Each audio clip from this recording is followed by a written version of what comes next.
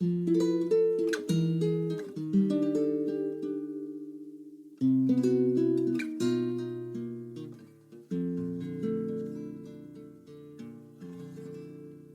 11 years, I left Culloden Street to be enrolled in the nearest senior school, Hay Curry Secondary Modern. My new school was about a mile away from Culloden Street. I thought at last I'm free of my nemesis. I was wrong. The bastard had one more ace up his one-arm sleeve. Yes, he had just the one arm. Maybe this lack of a limb was the source of his angst. He may have needed a scapegoat to eat out his fury on and chose me, a two-armed kid with flesh to spare. It's possible he fancied me and needed to punish me for it. His hatred of me was confirmed by my last encounter with the man. My new school did not have the facilities to supply a woodwork class. Now, wood and metalwork being an essential lesson for us working-class kids who would grow up to be the men to help build a brighter new future. My old school, Culloden Street, did have a space for woodwork class, which was used by some of the senior schools in the area, as was mine. The woodwork class was annexed separately from Culloden Street's main school building and located up some steps, just inside the school gate. This meant we did not have to enter the main school building. The first time I waited with the other kids, lined up the step for the class to begin, I saw my old headmaster come striding across the playground.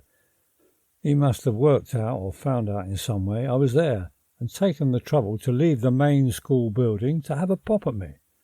Looking up with his best evil grimace, he called, "Putt, don't think things are going to change now you've left us, because I've had a word with your new headmaster and he knows all about you." I wish I had smiled and just looked blankly at him, but he still scared the life out of me. "Yes, sir," I chirruped.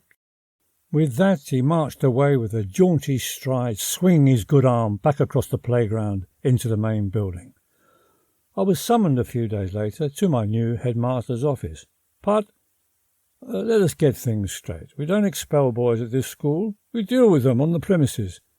"Yes, sir. Thank you, sir." "Well, anyway, then." Corporal punishment was just as endemic at Hay Curry, and as well as getting the cane, you could be thwacked with the slipper. Now, the slipper was actually a very flat gym shoe, a plimsoll, usually about size 12 or larger if one could be found. The teacher would force you to bend over, walk a few steps back, about 6 to 8 feet, and take a run towards you, bringing the rubber underside down with a hard woof on your proffered arse as he sped past. The number of hits you were given, between 2 and 6, either with the cane or the slipper, depended on the crime you had committed. If you thought you might be getting the slipper and had time, a good trick was to put a pair of shorts on under your trousers to help cushion the blow, but it's still smart. I did my fair share of messing about, but free of my nemesis, I wasn't victimised. One day, we kids sat waiting in the classroom for the maths teacher to arrive. One kid threw a rubber at another, and before you knew it, we all joined in throwing books and pencils at each other. When one boy got a painful hit in the head, a fight started, and we all gathered round, edging them on. "Knuckle, knuckle!" Suddenly the door was flung open, and the teacher entered. He walked over, slapping any kids in his path out the way, and parted the two, wrestling on the classroom floor.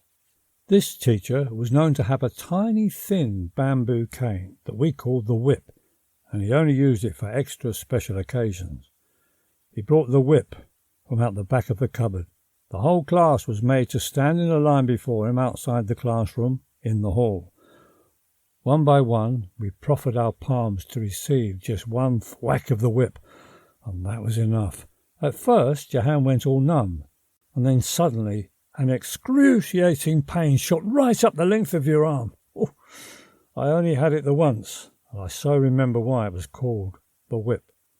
Apart from the odd misdemeanour, I settled in much better at Hay Curry, probably because I had learnt by then not to antagonise any of the teachers, and I was nobody's victim. Being not so stressed, I actually made a decision to concentrate more on the lessons, and had a trouble-free first year. I can't say at any time I liked school, but being more relaxed, my schoolwork seemed to improve. Well, there was a lot of room for improvement. At the end of the year, somehow, I came first or second in the annual exams, in all subjects apart from maths. This meant that at the start of the next year I went up a class, from the lowest class 1C to 2B. All seemed to be going well. Having no breaks between schools this time, I started out at the same level as all my classmates. Then, towards the end of the second year, I had yet another health problem that interrupted things.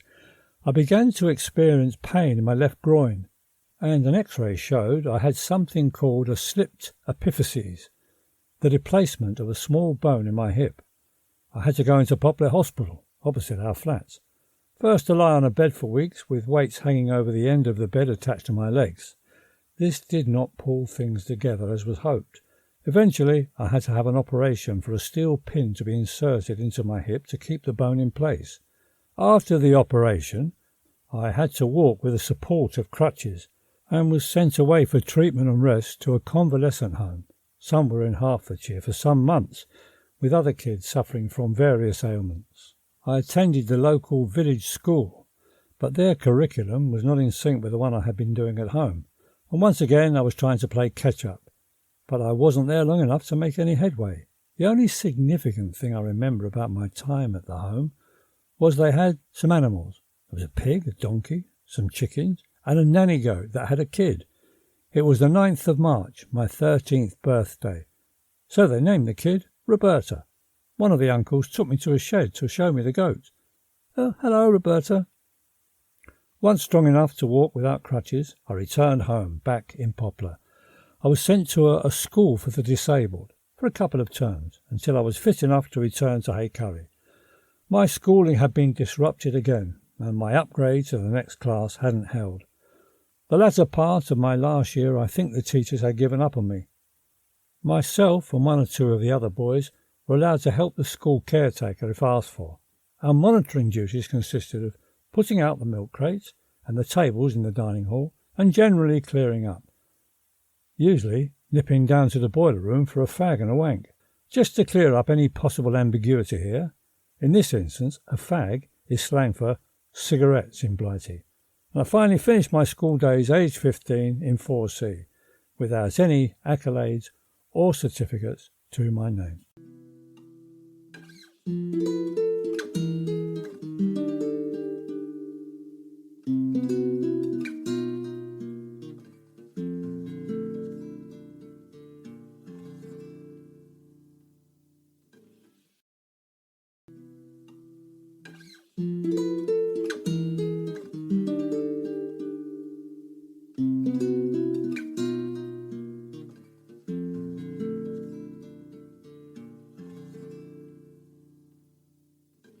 By 1958, our 3 blocks of flats, Adelaide, Melbourne and Sydney, were finally flattened in what I believe was part of a project called the East End Slum Clearance. The council had built new housing complexes for us to move into, like the Lansbury estate near Crisp Street Market. The new estates were named after George Lansbury, grandfather of the actress Angela Lansbury. George was a British politician and social reformer who led the Labour Party from 1932 to 1935. He spent his political life campaigning against established authority and the promotion of social justice, like women's rights and world disarmament. Originally a radical liberal, Lansbury converted to socialism in the 1890s, serving his local community in the East End of London in numerous elective offices. His activities were underpinned by his Christian beliefs, which sustained him throughout his life. In 1910, he resigned his seat to campaign for women's suffrage and was briefly imprisoned after publicly supporting militant action. In 1912, Lansbury helped to establish the Daily Herald newspaper and became its editor. Throughout the First World War, the paper maintained a strongly pacifist stance and supported the October 1917 Russian Revolution. This didn't go down very well, and for the rest of his life he devoted himself to local politics in his home borough of Poplar, and served time in prison once again for his part in the Poplar Rates Revolt of 1921. Nan was given her pick of the new flats and chose an apartment on the 10th floor at the very top of Maidstone House. All the flats had underfloor heating, but few of us could afford to pay the electric bill for such an exotic luxury, and we took the fuse out. Nan and I made do with 2-bedroom electric fire fitted on the wall and a paraffin oil heater. We had 2 bedrooms, a bigger kitchen, a proper bathroom. I mean, in Broome House and Sydney buildings, the bath was in the kitchen with a lid over it that doubled as a workspace. From the top floor of our very new flat, we could see as far as St Paul's Cathedral from our own little balcony. The joke was we were 15 minutes from Chinatown, 15 minutes from Canning Town, and 15 minutes from the ground. Leaving school at 15 with little inspirations for a meaningful future, I shuffled from one manual job to another. In those days there was plenty of work, so you could quite easily move from job to job. I worked at a stonemason yard for a couple of months. You were given a trial period. If all went well, you could become an apprentice after 7 years, a fully fledged stonemason. As a rookie, I was paid 1 shilling and 6pence 3 farthings. That's about 8p an hour. I spent hours shaping bricks and crazy paving out of a huge pile of York paving stones by hitting a metal chisel with a 4-pound hammer. I found out on more than one occasion, if you missed with a hammer and hit your hand, it was very painful. The story in the mason's yard was, during the war, our boss, Mr. Fitzpatrick, had the franchise from the government to clear the streets of paving stones. Every day he and his crew pushed loaded barrows by hand, filling many a yard around the East London with mountains of pavement slabs.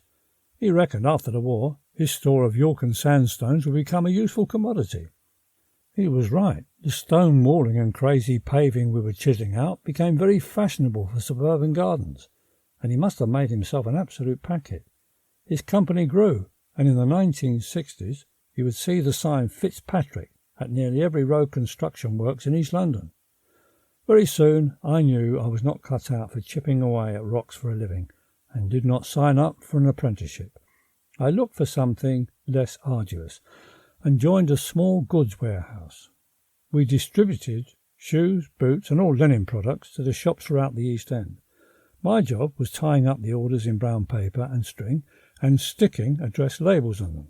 Apparently my writing was so illegible at times that the parcels were returned by the drivers because they couldn't make out the destinations. When I was demoted to sweeping the warehouse floor and emptying the waste paper baskets, I left. I always had that feeling that there was something out there for me. But after a few more changes of employment along the way, as yet, that hadn't happened. With the prospects of becoming a train driver, I joined British Rail as a trainee fireman. The transition from steam to diesel was about almost complete, but we young trainees were given the opportunity to at least go out just the once on a steam engine. I was informed this was in case the British Rail had to convert back to steam for some reason. My train excursion went from London to Crewe and back. I was allowed to shovel coal into the fiery furnace and pull the whistle. A boyhood dream perhaps for some, but alas, not for me. Next, I spent all day in a safe-making factory, drilling holes and hammering rivets into plates of iron. After about 3 months of drilled rivets and oil and the incessant noise of grinding machines, I was becoming brain-dead and deaf. But I did meet my first steady girlfriend. Sandra worked in the office of a firm next door to the factory. She was as thin as I was fat. I was 15 and in love. I had my first proper French kiss and my first feel of a female form, but that was as far as it went in those days, as nice girls did not put out unless you were at least engaged to them. Sandra went back to her last boyfriend after I left the safe-making firm, and that was the end of my first romance. Another career move was to join the large, far-famed baking factory that churned out shop-brought biscuits and cakes. I spent hours filling up the overhead ducts with batter. At the bottom of the duct plopped doughy biscuit and cake-like shapes onto trays below, and women placed the trays on a conveyor belt that carried them through a long oven. At the end, they were ready and baked for packaging. I haven't eaten an eclair since without visualizing the rows of pasty tubes as they journeyed down the conveyor belt like tiny nude soldiers. The female workers filled the casing with cream and put them onto another conveyor belt to have a splodge of chocolate lined over them, as they passed under some metal ducts. Now, I hope you're keeping up. One Saturday morning, I was earning a bit of extra cash doing some overtime. The job in hand was to clean the ducts and cogs of the week's crusty cream and pastry. I and another guy lifted back a heavy duct. After cleaning the duct, we had to ease it slowly back in position, but my hands being moist, I let the duct slip down heavily onto the metal cogs, with the tip of my middle finger in the way. The sharp cog sliced through the soft pad of my digit and took it clean off. An ambulance was called, and I was back once again in Poplar Hospital. It was a sleepy Saturday afternoon, and after a few stitches to stop the bleeding, the doctor said it would be easier for us to cut the finger to the joint, leaving enough skin to make a nice, neat fold over the top. Well, I wasn't having that, and dragged up somewhere from the back of my mind, can't you do some of that, skin grafting? Well, I'll see if the skin graft surgeon is in the hospital today. The skin graft doc had his coat on and was about to leave. He had a look at my proffered mashed-up digit and decided it might just be possible to save it.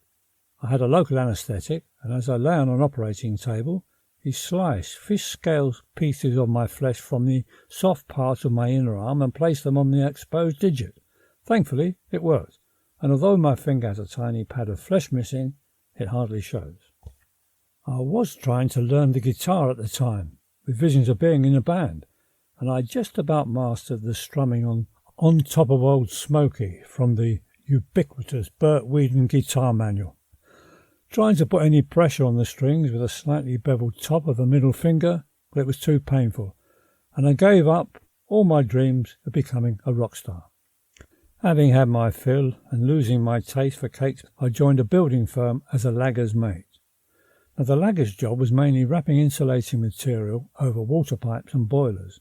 The worst thing was working with glass fibre, because the tiny shards of glass silk penetrated your clothes. I can still feel the nettle stings of the fibres pricking my arms every morning as I put on my jacket to go to work. On other days you might be working with asbestos. Breathing in those toxic fumes, together with the cigarettes most of us smoked then, a habit I thankfully gave up many years ago, could put a chap into an early grave. At 17 I got lucky.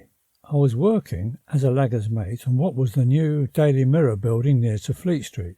At that time, Fleet Street and the surrounding area were where most of the national newspapers and other large companies had their offices and print shops. Being the youngest member of the work crew as a lagger's mate, tradition dictates I was also the tea boy. On the day in question, I was waiting in a cafe to be served when I recognised a boy up ahead that I'd gone to school with, Terry. Now, Terry worked in a nearby printing firm. I asked him if he hears of any vacancies, let me know. I thought it would be hopeless, working in the print. That was one of the top jobs for working-class lads like me. And like the docks, you had to have connections, like a relation already working there that could vouch for you. But a week or so later, I met up with Terry in the cafe again, who reckoned there might just be a way he could get me an interview with his firm. One of Terry's workmates was trying to get a chummer job pretending he was the guy's cousin. Now, the cousin had not turned up for the first interview for some reason and was due to attend again the coming Monday. Terry had arranged for his work chum that I should go for the job, taking a chance that the bogus cuz did not show up again and make a fool of his mate. Well, giving myself the edge, I arrived early and waited, keeping my eye out for the competition. I had no idea what to do if we both arrived at the same time, but I thought, well, I'll worry about that if and when. Well, luckily, the other bogus cousin did not appear.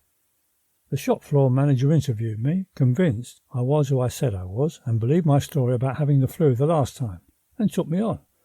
After a couple of weeks, I was signed up as a trainee printer's assistant. The trainee starting pay was poor, but the prospects after 5 years were fabulous. By the time I was 21, as a fully fledged printer's assistant, with overtime, which often included casual work of a Friday and Saturday night printing the Sunday newspapers, I was earning close to £40 a week. That's probably worth about £1,000 a week today. Lucky old me, eh? Lucky old me had some prospects at last, but fate had other plans, some with very dangerous and life-threatening consequences.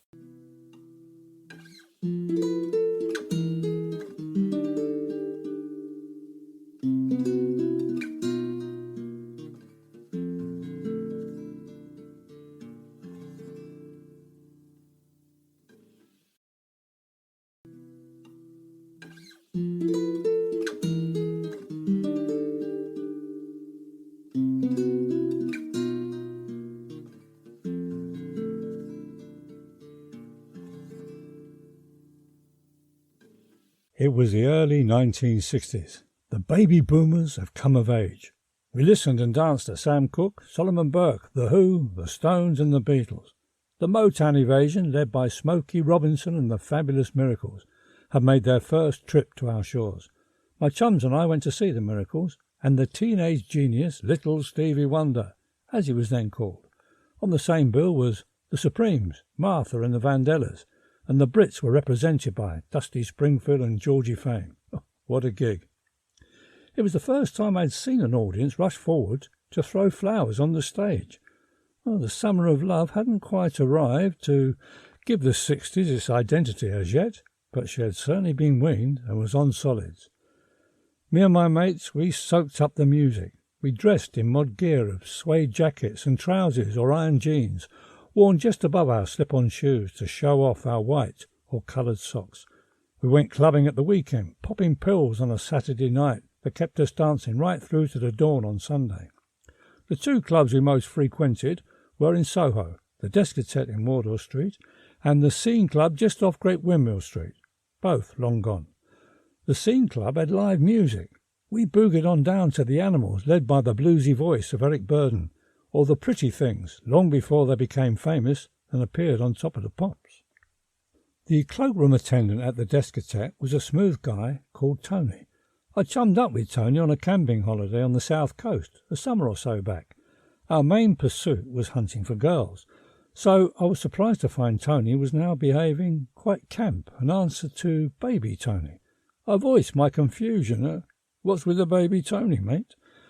Well, it sometimes pays to let people know you're a bit queer these days, Bob. It can open a lot of doors. Yeah, well, each to his own.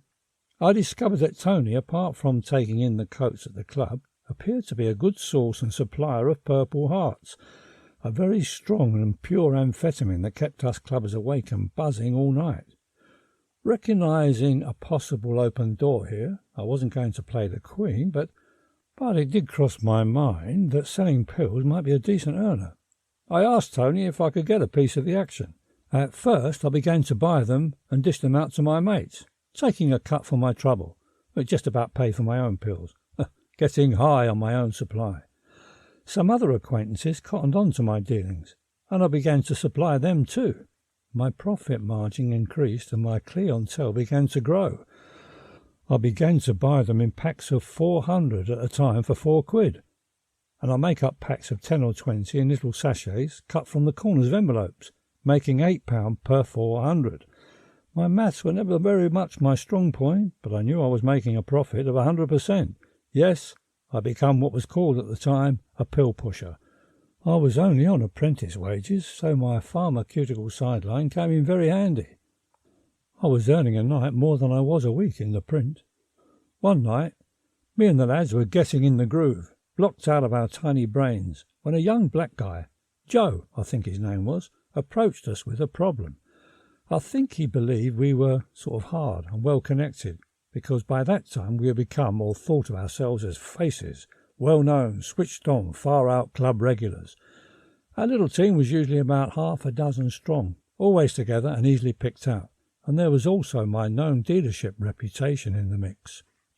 Joe said he'd arranged to meet his girlfriend in another club, but when he tried to enter, he'd been stopped by a large crew hanging about outside, stopping him from going in.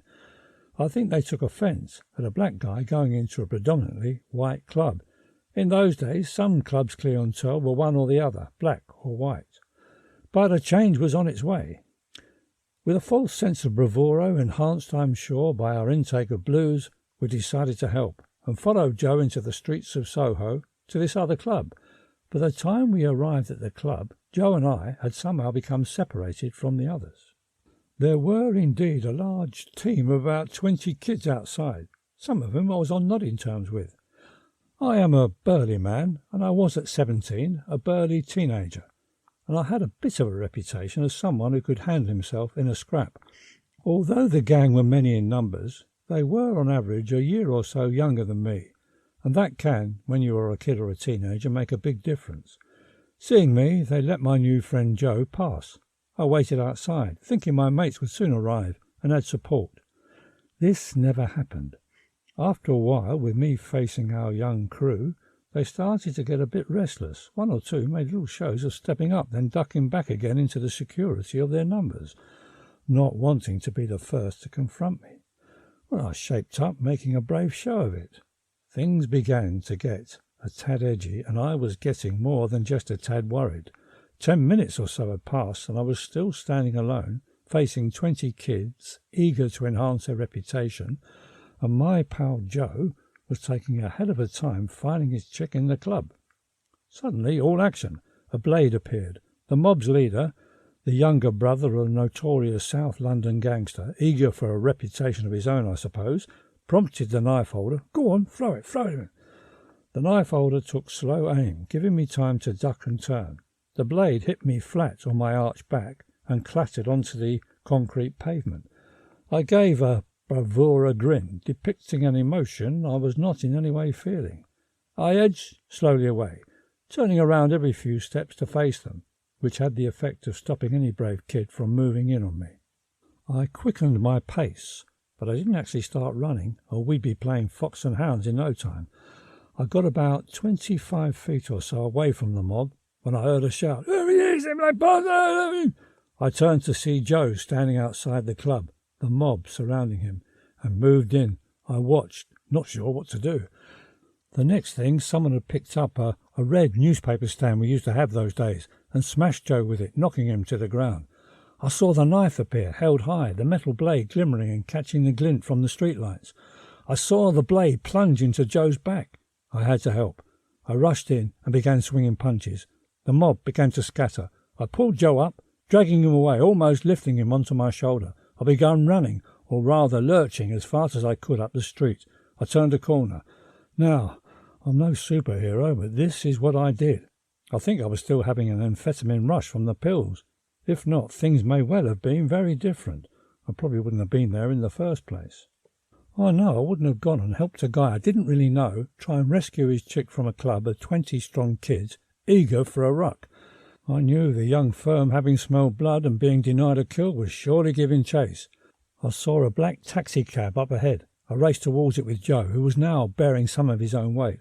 I opened the door of the cab and fell inside before the cabby knew what was happening. Mate, the Scene Club, as quick as you can.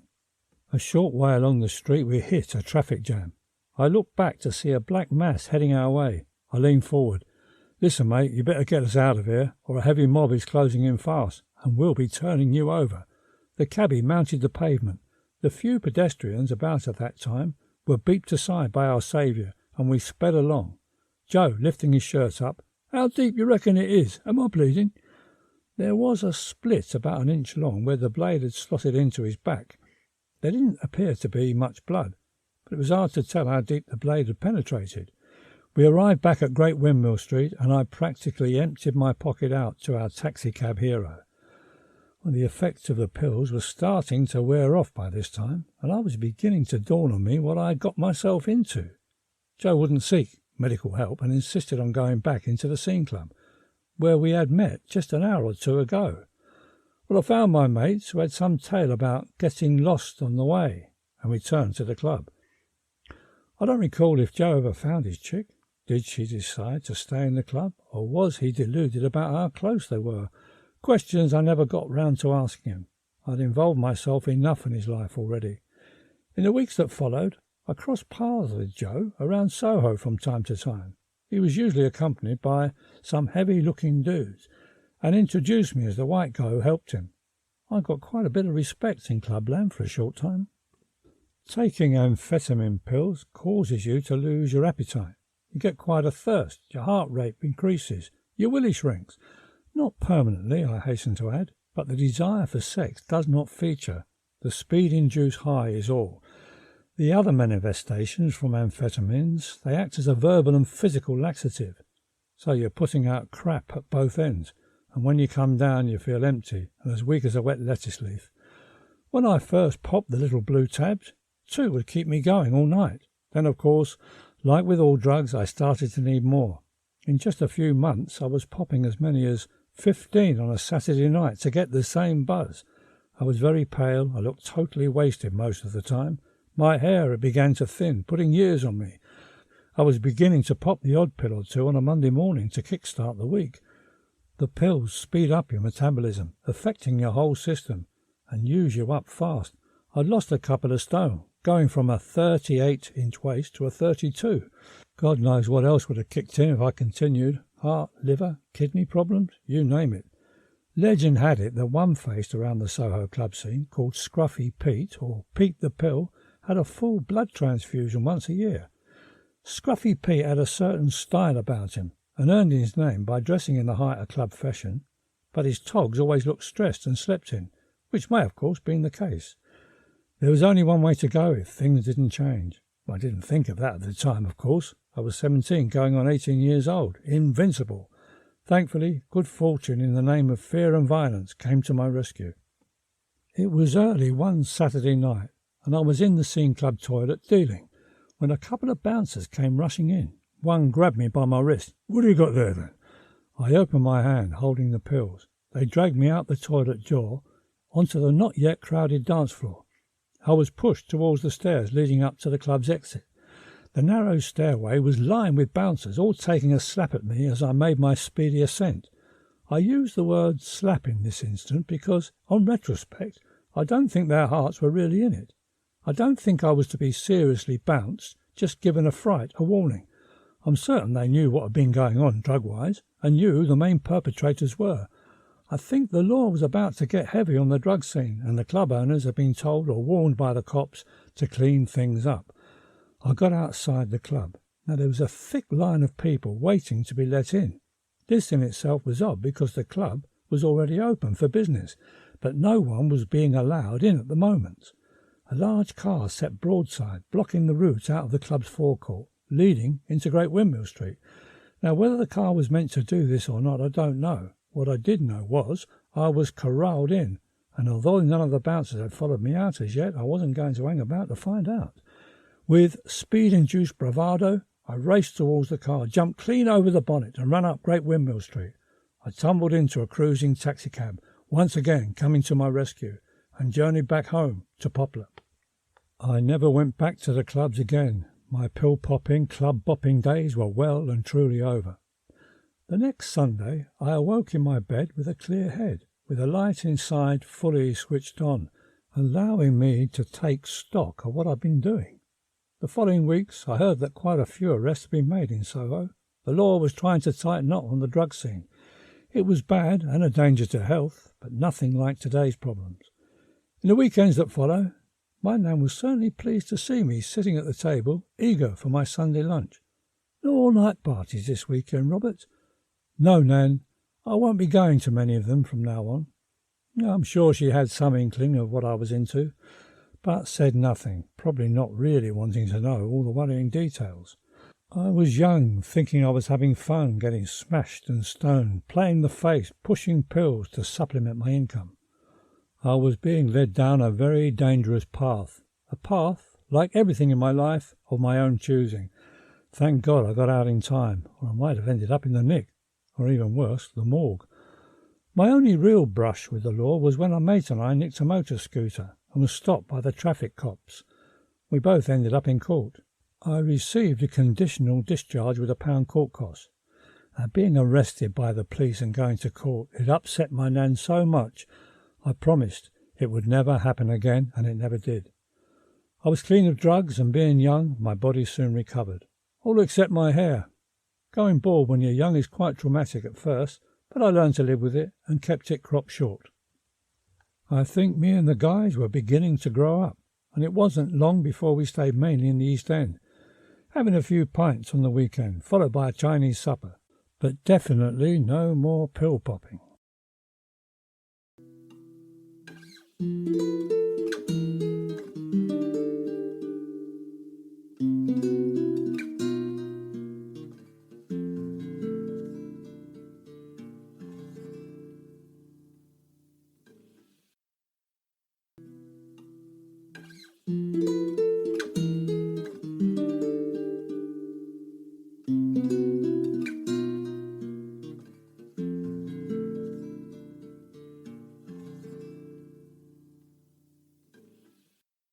My chums and I discovered the South Poplar Youth Club, known locally as the Spy Club. Those days the church really played a huge part in the community, with lots of social outlets for the young and old. For us teenagers, there was a games room. We could play snooker or table tennis. There were football teams, dancing, camping holidays and drama groups. There was wisdom in all these activities because you had to make an appearance at church occasionally to take advantage of what was on offer. These church clubs were where you could socialise with friends for the price of a cup of frothy coffee or a fizzy drink in the cash-strapped part of the midweek. One evening the vicar approached me and a few mates in the coffee bar of the Spy Club. He said, "You lot are always making a noise out here. Why don't you come and do the same in the crowd scene in our passion play that we're rehearsing?" Well, it hadn't escaped our attention that there was a surfeit of pretty girls in the drama group, and being in the crowd scene might present an ideal opportunity to get a little closer. I'd always been a bit of a showman from my stall-holding days as a kid, and in my teens I enjoyed dressing up in all the latest trendy fashions. I was around when the Teddy Boys was in, wearing draped jackets and blue suede shoes, which we always called brothel creepers for some odd reason.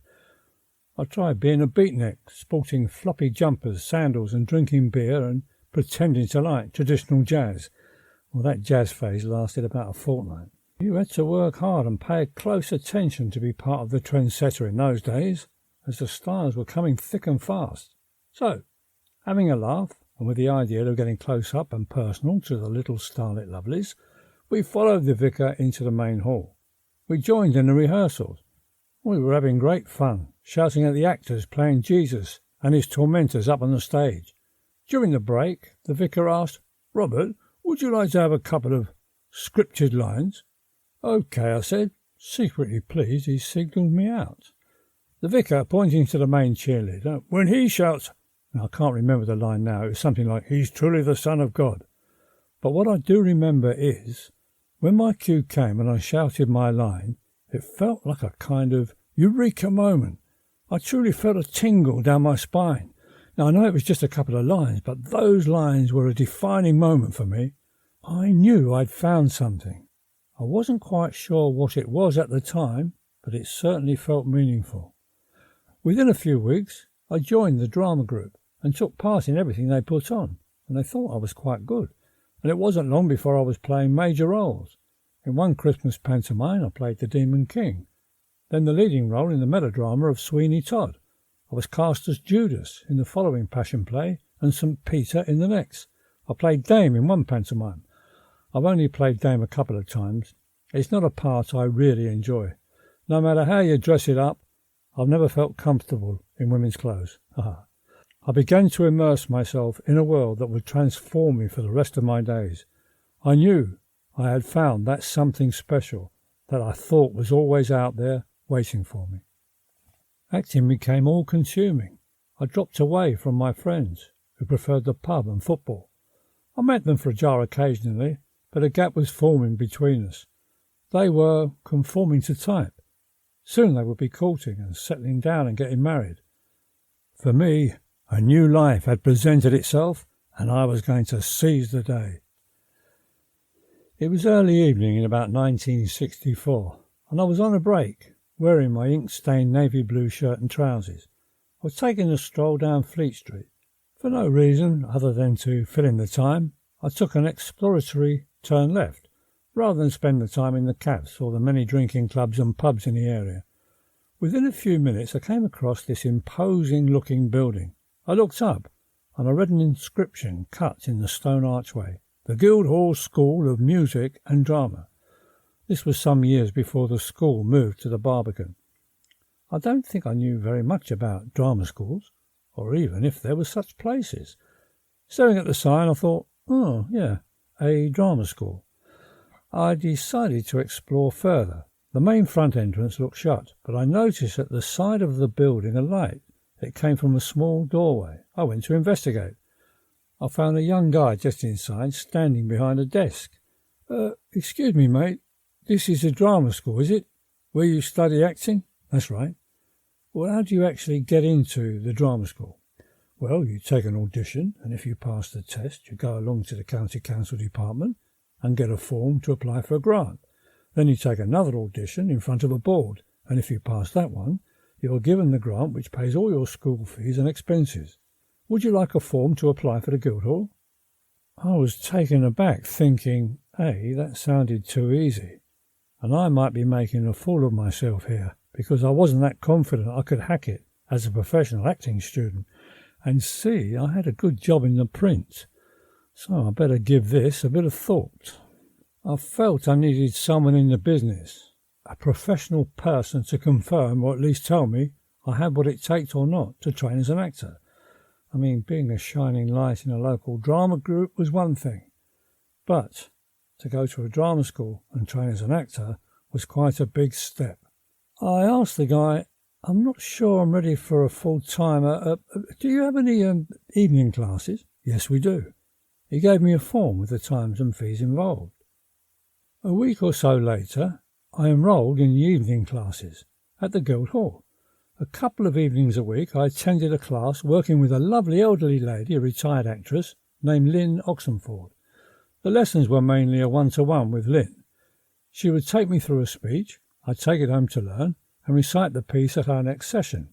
Further discussions continued, where she'd give me notes on the text and my rendition of it and where I could improve. These lessons continued for some months. It was about the end of my second term, and the time had come for me to ask that burning question. I was as eager as ever about acting, but more importantly, I needed to know the truth. I felt Lynn's response would be the make or break for me. My heart was pounding. I took a deep breath and let the most important question of my life at that time ride upon it. Do you think I'm good enough to go to drama school full-time, Lynn? Without a pause, bless her, she replied, Oh, yes, I do, Robert. That was all I needed to hear. If she was unsure or had given me a negative response, that might have been it. I would have probably walked away from the Guildhall to become fat and jolly and working in the print, a wife and kids with a house in the suburbs. But Lynn had said, yes, and I was elated. By this time I'd heard about other drama schools, and in particular East 15, a drama school that was inspired by the work of Joan Littlewood. Joan was the director and inspiration behind the Theatre Workshop, based in the Theatre Royal Stratford East, where I'd seen a number of plays, including Oh, What a Lovely War and Mrs. Wilson's Diary. I felt, for me, being an East Ender, East 15 might be more suitable than the Guildhall or any of the other established drama schools such as RADA or Lambda. I applied and passed the audition for East 15 and passed the one for the county council, who gave me a full grant. Nan was retired by then and was able to register her as a dependent, so I was given a bit more money to help out there. Hey presto, I was to become a drama student. East 15 is in Debden, near Loughton, Essex. Debden is at the far end of the Central Line, so I could easily commute from home. The school is a large 18th century house, which you approach by a long driveway, with a leafy surrounding grounds and a large field to the front. Every room and space were used as classrooms, from the lower ground floor to the attic. I was 21, and my life had finally begun.